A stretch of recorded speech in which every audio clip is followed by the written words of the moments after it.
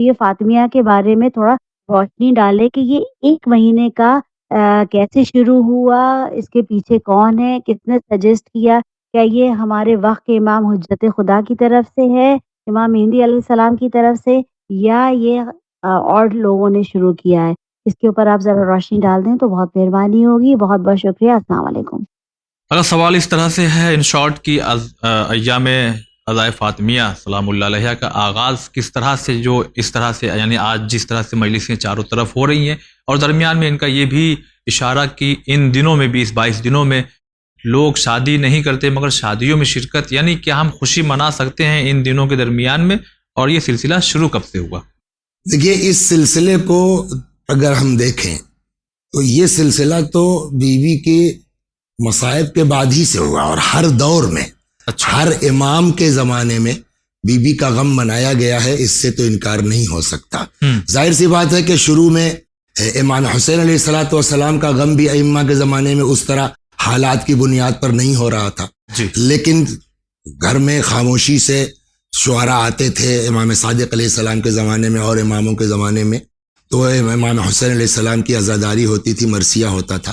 اس طریقے سے صدیقہ طاہرہ سلام اللہ علیہ کا بھی جو ذکر ہوتا رہا ہے، ہر امام کے دور میں مصائب بھی بیان ہوتے رہے ہیں۔ اس کے بعد جس طریقے سے بقیہ عزاداری ہے ایران عراق میں، تو ایک زمانے سے جو ہے وہ چلا آ رہا ہے، بلکہ ایک چیز ملتی ہے آغا حکیم رضوان اللہ علیہ، جو آغا خوئی سے بھی پہلے مرجع تقلید تھے، تو عراق میں چونکہ 2 تاریخیں کہی جاتی ہیں، 13 جمادی الاول اور 3 جمادی الثانی، تو اس زمانے میں بھی تقریباً جو ہے وہ 15-20 دن کے حوزے میں تعطیل ہو جاتی تھی، چھٹی ہو جاتی تھی، اور پورا عزاداری ہوتی تھی۔ بلکہ کسی نے آ کر کے آغا حکیم رحمت اللہ علیہ سے کہا بھی کہ حضور یہ 2 تاریخیں ایک معین ہو جائے، اسی میں جو ہے وہ عزاداری ہو، پورا 20 دن جو ہے وہ چھٹی ہو جاتی ہے، تعلیم کا نقصان ہوتا ہے۔ آغا رونے لگے، انہوں نے کہا بھائی کیوں؟ کہا بھائی اسی بہانے سے کم از کم جو ہے وہ 20 دن سال میں بیوی کا ذکر ہو جاتا ہے،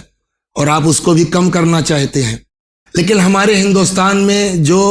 محرم کی عزاداری ہے، اس کے مقابلے میں انڈیا میں نہیں اس طرح سے ہو رہا تھا۔ کہیں کہیں جو ہے وہ زنانہ تابوت نکل آیا، یا عورتیں مجلسیں کر لیتی تھی، مردانی بھی ہوتی تھی تو بس 1 دن مجلس ہو گئی۔ اللہ کا شکر ہے ادھر 10-15 سالوں میں ہمارے مراجع کی توجہ سے، بعض بزرگ مراجع نے توجہ دی، یہاں مقامی ہمارے علماء بھی ماشاءاللہ جو اس پر متوجہ ہوئے،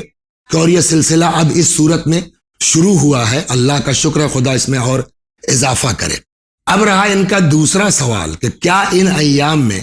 شادی بیاہ وغیرہ کرنا، یا جو ہے وہ خوشی کے پروگرام میں شریک ہونا؟ تو ایک تو دیکھیے ائمہ اہل بیت علیہم الصلاۃ والسلام سے کلی طور پر ہمارے پاس گائیڈ لائن موجود ہے،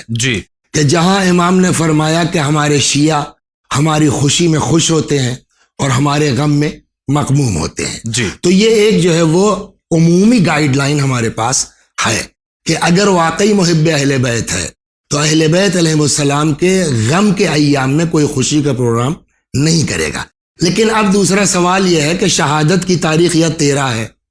شہادت کی تاریخ یا 3 ہے، تو اب ان کا جو خاتون کا سوال تھا کہ کیا یہ پورا 1 مہینہ ہونا چاہیے یا درمیان میں، تو یہ اتفاق، یہ دیکھیے میں تلاش جو ہوئی تو یہ سوال مراجع سے بھی باز کیا گیا، تو میں اپنی جیب سے جواب دینے کے بجائے مراجع کا جواب یہاں موجود ہے، میں دے دیتا ہوں کہ پہلا سوال جو ہے وہ جواب آغا مکارم شیرازی جو اس وقت مراجع میں، ان سے پوچھا گیا کہ کیا اس زمانے میں شادی وغیرہ ہو سکتی ہے، تو انہوں نے جواب دیا کہ 3 دن 13، 14 اور 15 جمادی الاول، اور 3 دن یعنی 1، 2 اور 3 جمادی الثانی بنا بر معمول یہ شہزادی کے شہادت سے مختص ہے، اور اس زمانے میں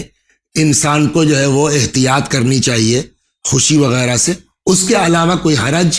یعنی نہیں ہے، علاوہ جو ڈیٹ ہے اس میں کر سکتے۔ تو یہ تو آغا مکارم کا جواب ہوا۔ رہبر آغا خامنئی حفظہ اللہ کا جواب یہ ہے کہ انہوں نے فرمایا کہ ایام شہادت بی بی کے 13 جمادی الاول ایک روایت کی بنیاد پر، اور 3 جمادی الثانی دوسری روایت کی بنیاد پر، تقریباً وہی جواب ہے کہ 1-2 دن قبل و بعد اس، اور 1-2 دن قبل و بعد اس روایت کے آدمی کو شادی بیاہ سے پرہیز کرنا چاہیے. اور تقریباً یہی جواب جو ہے کلی طور کے اوپر مراجع کا ہے کہ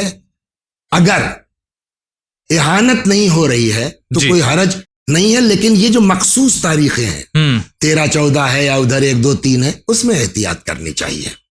بہت شکریہ. اور سیدھے سیدھے وہ حدیث موجود ہے کہ ہمارے شیعہ ہماری خوشی میں خوش اور ہمارے غم میں مغموم ہوتے ہیں. جی آگا.